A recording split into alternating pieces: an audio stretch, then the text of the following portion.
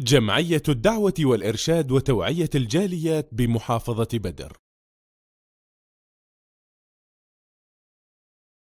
আলহামদুলিল্লাহ সালাতু ওয়াসসালামু আলা রাসূলিল্লাহ আবাদ। সুপ্রিয় বন্ধুগণ, ডিজিটাল যুগ, আমরা অনেক কিছু শিক্ষা নিতে পেরেছি, অনেক উন্নতি আমাদের মাঝে হয়েছে।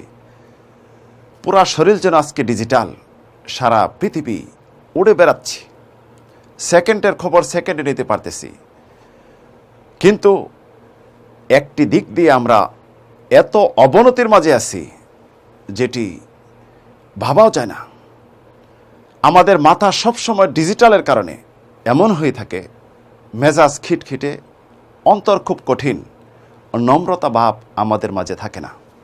যার কারণে দেখা যায় আজ পারিবারিক জীবন থেকে নিয়ে সর্বত্র বিশৃঙ্খলা, সম্পর্ক ছিন্নতা, এমনকি আত্মীয়তার সম্পর্ক বন্ধন নষ্ট করা, সামাজিক অবকাঠামো নষ্ট করা, পরস্পর হিংসা বিদ্বেষ এবং অপরাধমূলক কাজ সংগঠিত হচ্ছে এই কারণে। এবং আমাদের থেকে একজন থেকে আরেকজন যেন হিংসা বিদ্বেষ করে দূরে পালাচ্ছি।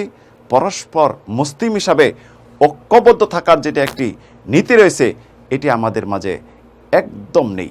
এর কারণ কি? গবেষণায় দেখা গেছে ডিজিটাল যুগে উন্নতি হতে পেরেছি, তবে আমাদের মন মানসিকতার উন্নতি আমাদের মাঝে আসেনি। এবং একটি যে মুসলিমদের উত্তম গুণ, উত্তম একটি চরিত্র, আদর্শ থাকা উচিত, সে আদর্শ আমাদের মাঝে নেই। সেটি হলো ক্ষমাশীলতা, মানুষের প্রতি সহনশীলতা এবং দয়া প্রদর্শন করা।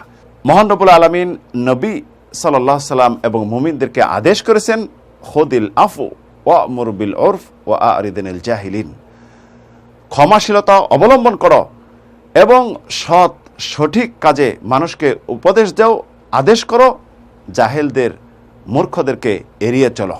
ওয়ালাউ কুনতা ফাদ্দান গালিদাল কলব লাংফাদ্দু মিন হাওলিক। হে নবী, আপনি যদি কঠিন হৃদয়ের হতেন, মেজাজ যদি খিটখিটে হতো, তাহলে আপনার পাশ থেকে সকলে চলে যেত। মহান রব্বুল আলামিন তাই নির্দেশ করেছেন আমাদেরকে, ওয়াসারিউ ইলা মাগফিরাতিম মির রাব্বিকুম ওয়া জান্নাতিন আরদুহাস সামাওয়াতু ওয়াল আরদ উইদ্দাত লিল মুত্তাকিন। তোমরা আল্লাহর ক্ষমা, দয়া এবং ওই জান্নাতের দিকে ধাবিত হও, দ্রুত গতিতে চলো, প্রতিযোগিতা করো, যার পরিধি আসমান এবং জমিন বিস্তীর্ণ, যেটি আল্লাহ রাব্বুল আলামিন মুমিন মুত্তাকিনদের জন্য প্রস্তুত করে রেখেছেন। ক্ষমা এবং জান্নাত পাওয়ার জন্য কি গুণ থাকা উচিত? পরবর্তী আয়াতে আল্লাহ ইরশাদ করেছেন, আল্লাযীনা ইউনফিকুনা ফিস সাররাই ওয়াদ দাররা ওয়াল কাযিমিনাল গায়য ওয়াল আফিনা আনিন নাস আল্লাহু ইউহিব্বুল মুহসিনিন।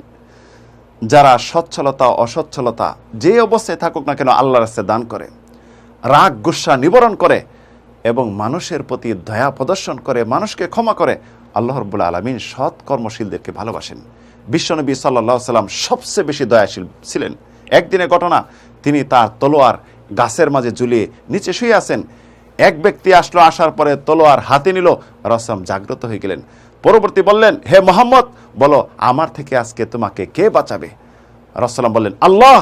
দ্বিতীয়বার বললেন, আল্লাহ।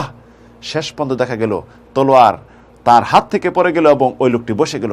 রাসূল কোনো প্রতিশোধ নিলেন না, তাকে ক্ষমা করে দিলেন। বিশ্বনবী সাল্লাল্লাহু আলাইহি সাল্লাম মক্কা থেকে বিতাড়িত হয়েছেন। অনেক সাহাবীদেরকে মুশরিকরা হত্যা করেছে।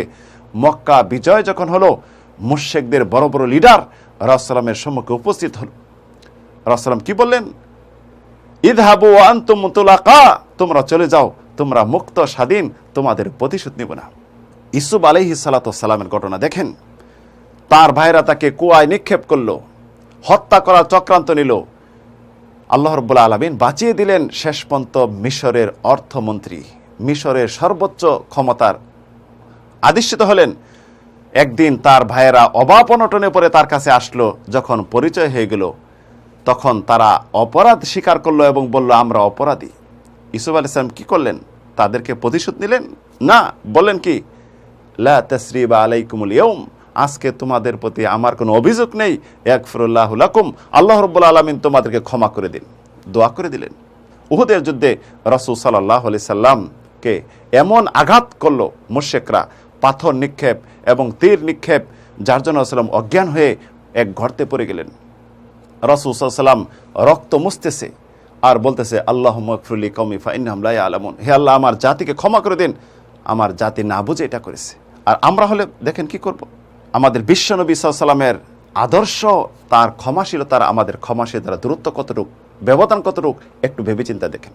আল্লাহ রাব্বুল আলামিন আমাদের মাঝে যদি এই গুণটা দেয়, আদর্শ দেয়, ক্ষমাশীলতা, তাহলে সমাজকে আমরা সুন্দর উপহার দিতে পারবো, বিশৃঙ্খলা ঠেকাতে পারবো এবং পরস্পর ভ্রাতৃত্ববন্ধনে আবদ্ধ থাকতে পারবো। সুন্দর একটি সমাজ গঠন হবে, দেশ গঠন হবে। আল্লাহ কাছে কামনা করি, হে আল্লাহ আমাদের এই গুণটি আপনি দিন এবং সমাজকে সুন্দরভাবে যেন আমরা উপহার দিতে পারি, এই সমাজ যেন বিশৃঙ্খলা ঠেকাতে পারি, এই তৌফিক দান করুন। আমিন আল্লাহ আমিন।